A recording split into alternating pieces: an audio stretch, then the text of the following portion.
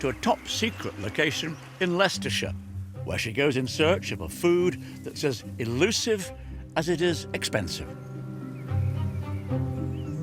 And it's been kept under a veil of secrecy for 7 years because this is the first farm in Britain to grow the delicacy black truffle commercially. And it's said to be worth its weight in gold.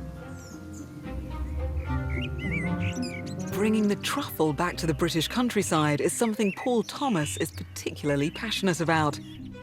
It's been an uphill battle for Paul. We're looking for an investment of £75,000. Now, Mycorrhizal Systems is a company based around the production of black truffles. But he managed to secure some pretty impressive backing. If you're happy, it's a deal. Yep, 75. Okay. To fund his dream of cultivating the truffle under home soil. Paul, great to see you. Hi there, nice to see you. 12 years later, I've come to see how he's getting on. Truffles used to grow over quite large swathes of England, really. We used to have markets in the southwest. Mrs. Beaton wrote about them.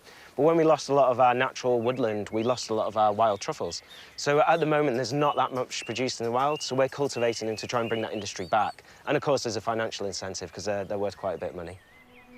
But it's not a harvest for the faint-hearted. Unlike more common crops that produce each year, Paul has to wait longer. Much longer before his fungus comes to fruition. So is this it? Is this the tree that gave you the first truffle? Yeah, this is the tree which produced Britain's first cultivated truffle. I was digging around the base of the tree just looking for roots to sample and then unexpectedly just hit this truffle. Incredibly exciting day. And how long did this tree take to give you that first harvest? This took 6 years. 6-year wait for a harvest, that seems quite a while. Yeah, but I mean, once they're producing, they produce every year, so it's worth it, but it is. You've got to wait for the tree to mature, for the fungus to mature, so it takes a good few years. And how do you get trees to give you truffles? Well, we start from a seed, and all these trees you see around you actually are seeds that I've planted myself. So we start from a seed, we clean them up, we grow them in a very clean, sterile environment in the lab. We culture up the truffle fungus, and then we introduce them to each other. And we get the fungus to bind with the root system of the tree. And it covers the root system like a glove covering a hand. And then we take that young plant, we plant it into the ground in carefully controlled soil conditions, and then they grow up and 6 years later produce us wonderful truffles. Sought after by some of the world's best chefs, they're prized for their earthy taste and distinctive aroma. And demand is on the rise, even though they cost over £400 per kilo. Although traditionally harvested in the autumn months, because of the milder climate, English-grown summer truffles can be unearthed as early as June without compromising their flavour or fragrance.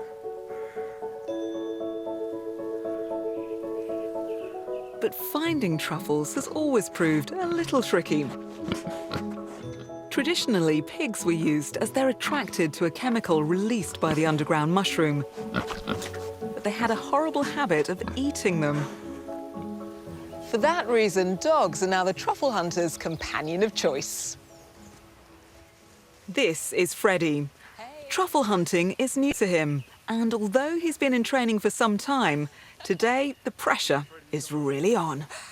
Let's hope Freddie can come up trumps with the truffles. So we've been out for a few minutes now. Freddie's off doing his thing. What's he actually sniffing out?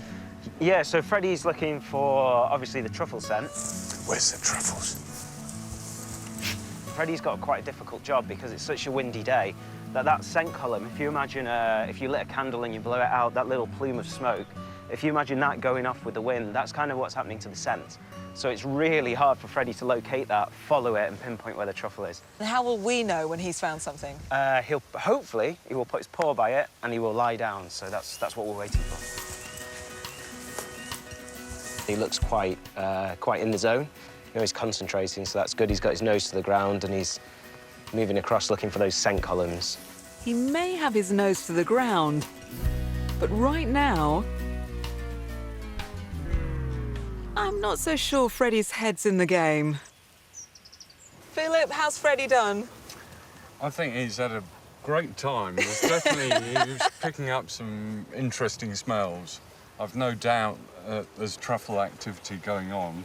You find them the most unexpected times, and when you're sure you're going to find one, you don't.